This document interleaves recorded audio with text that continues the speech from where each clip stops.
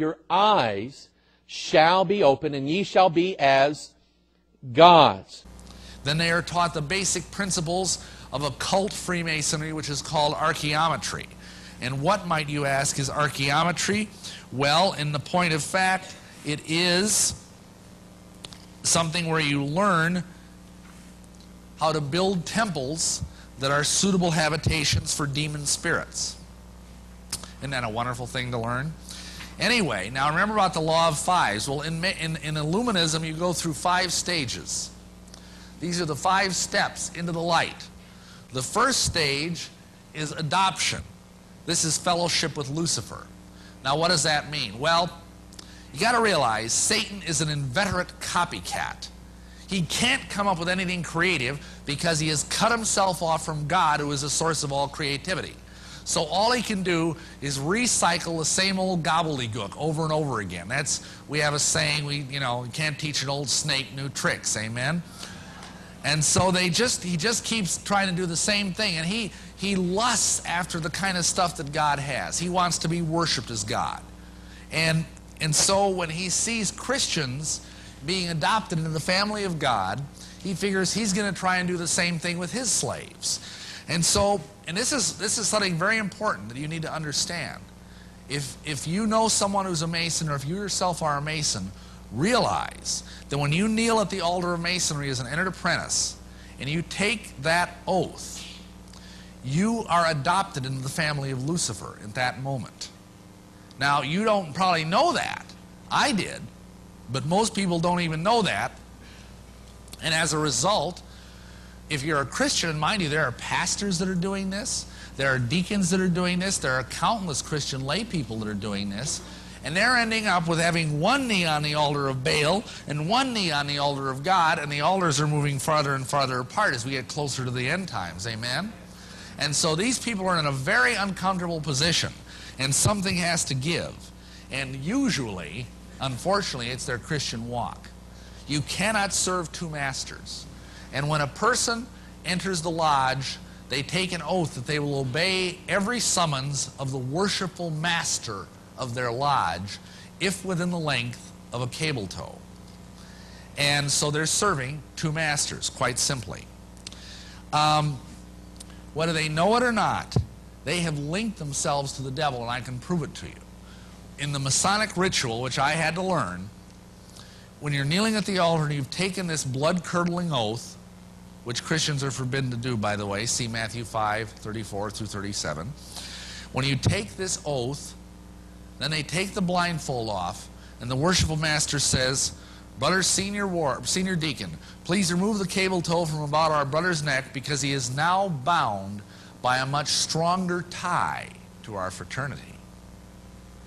So there's a spiritual tie that is created at that moment, a spiritual link. And if you understood the profound relationship between witchcraft and Freemasonry, you would know what that cord, that cable tow meant, because they've got a rope around their neck.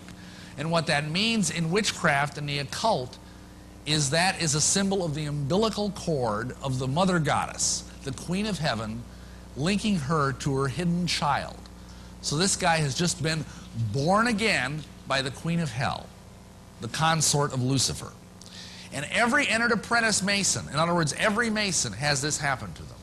And they don't understand the dynamics, probably 99 out of 100, but they still go through it. Now, what's the next step? Well, it's called illumination. And every Mason goes through this too, except it usually doesn't work very well for them. What I mean by that is there's a point in the Masonic ritual, just seconds before what I just discussed, where the guy has taken the oath, and then the worshipful master begins reading solemnly out of the Bible, Genesis 1:1 and 2. And when he says, "And God said, let there be light," all the Masons in the room clap their hands, and the blindfold off the guy's eyes is removed. And by the light of 3 burning tapers, he sees on the altar the Holy Bible with the square and compasses laying on it. And this is supposed to give him an altered state of consciousness. Usually all it gives him is a slight headache. Then later on, he gets another conscious-raising experience, and this is 3rd degree. And in 3rd degree, he gets to play the part of the Christ of Masonry, which is a guy named Hiram Beef. He's blindfolded, dragged around the lodge, accosted at 3 separate times. The third time, he's knocked on the head by a rubber setting maul, knocked head over heels into a trampoline, trundled about the lodge, buried under a bunch of rubble, and then raised from the dead by the strong grip of the lion's paw, and he learns the secret word of the Master Mason degree. And all of this is supposed to alter his consciousness. However, it doesn't usually do that much, unless they've also been doing the Illuminati exercises. And so what is involved there is that gradually you begin to open up your third eye. Now, that might be an unfamiliar term to some of you, but the third eye in the occult is called the Ajna chakra. It's an energy center here, and if it's opened up, supposedly it gives you psychic powers. It gives you the ability to see auras. It gives you the ability to astrally project, to see the future, things like this. Of course, this is all demonic.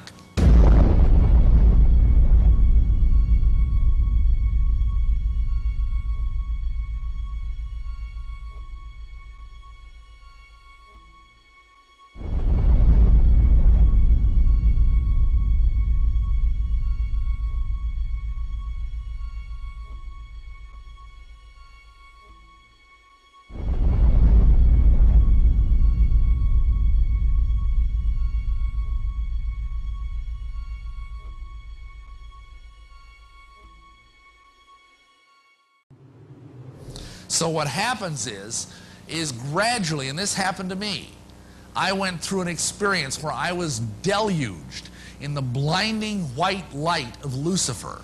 It felt like my brain was being parboiled in pure light.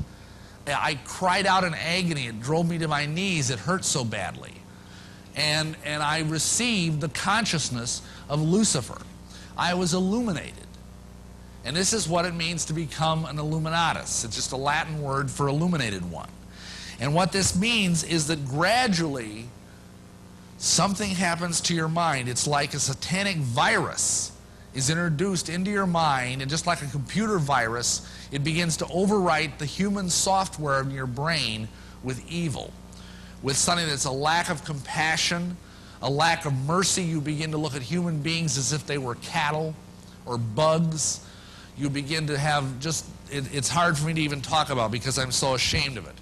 This is supposed to bring a quantum leap forward in consciousness and create a higher form of humanity, which is called Homo Noeticus, the new man, who is as far above human beings as you are above cats and dogs. The next stage is conversation. What this means is you have communion with the mighty dead. And what that means, essentially, is that you talk with dead people that are supposedly very wise.